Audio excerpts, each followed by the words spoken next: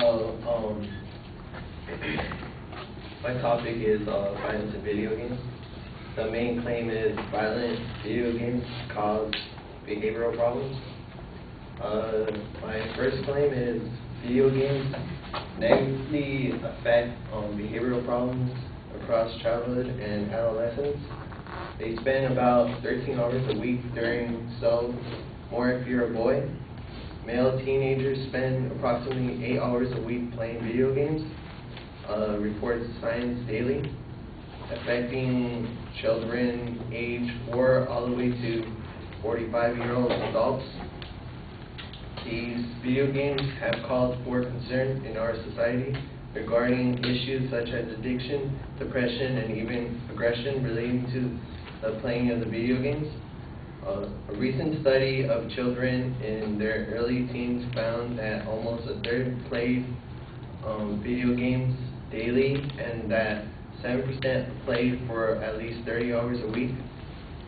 Some of these video games being played, like Mortal Kombat, Modern Warfare, Marvel vs. Capcom, and Doom, are very interactive in violence of slaughtering the opponent. Critics argue that these games desensitize players to violence, reward players for simulating violence, and teach children that violence is an acceptable way to resolve conflicts.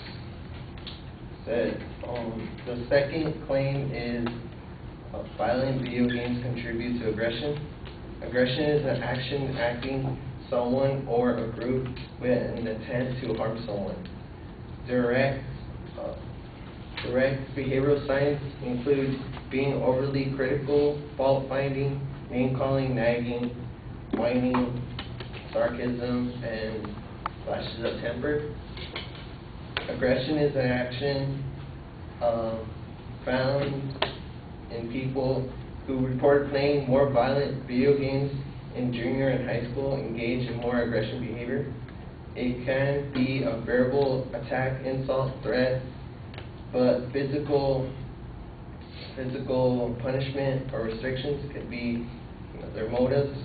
So 97% of 12 through 17-year-olds in the U.S. played video games in 2008, and 10 of the top 20 bestseller video games in the U.S. contain violence.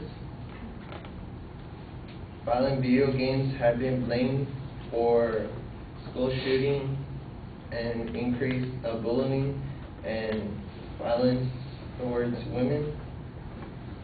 My third claim is violent video games causes health issues. College students who had played a violent virtual reality game had a higher heart rate, reported more dizziness and nausea, and exhibited more aggressive thoughts in the poets than those who have played a non-violent game do. Kids who become gamers started out playing for an average of 31 hours per week compared to 19 hours for those who did not. The one example is the controversy over a violent video game resurfaced following the massacre of 13 people at Columbia High School. The two teenage shooters were revealed to be avid players of the weapon-based combat games like Doom, Wolfenstein 3D, and they're linked to high levels of aggression behavior. Adolescents who become gamers tend to be more impulsive, have lower social life, are less empathic, and are less able to regulate their emotions. Youths who become gamers ended up with increased levels of depression, anxiety, and social phobia.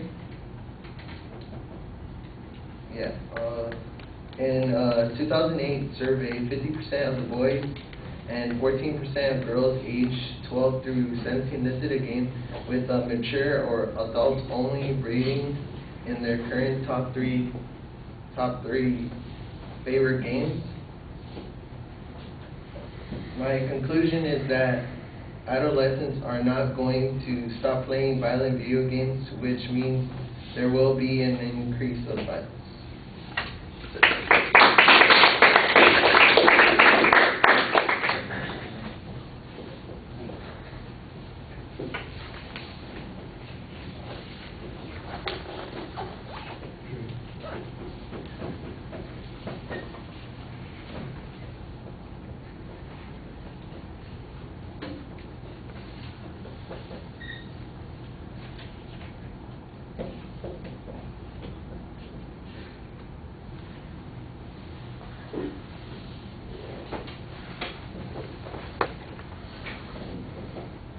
All right, I think you started off pretty well with a statement of what your proposition was, but there is no setup of what the supporting points are going to be, and so you need to give us more of a roadmap.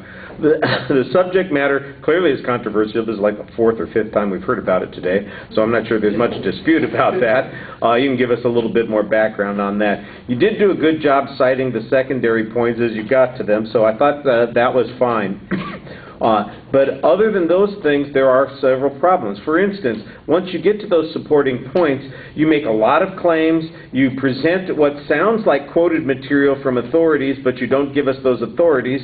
Some of it sounds like it's your argument, some of it sounds like it's the testimony of an expert, but I can't distinguish between it, and as a consequence, it just really sounds stilted. I'm not sure what inferences you're drawing, or whether you were simply describing the research or the conclusions of somebody else.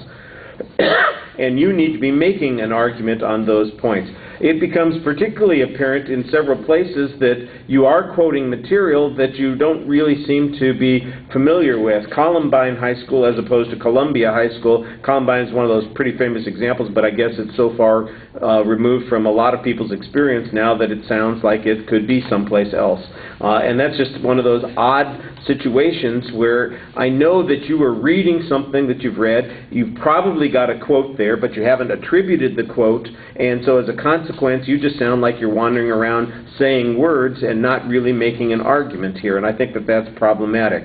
There's way too much reading, a lack of familiarity on those points, which undermines your credibility also.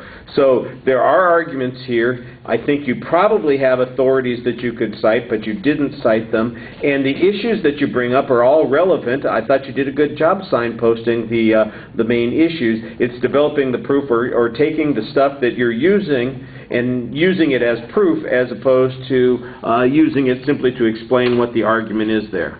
All right. Thank you.